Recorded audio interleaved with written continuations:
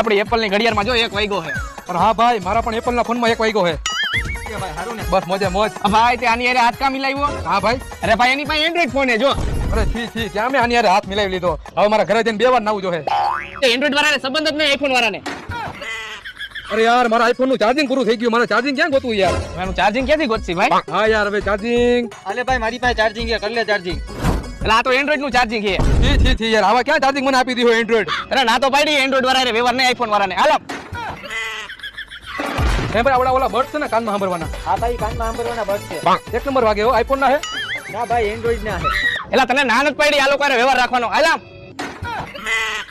આપણે આઈફોન ને ફોટો પાડી. આમાં કનેક્ટ થઈ જાય આપણામાં આઈફોન. ભાઈ હવે તો હું તમારી હારે બેહી શકીશ. હા મેં આઈફોન લીધો, કયો હે? આઈફોન 6. હવે આ 3,000 રૂપિયામાં હાઈડર છે.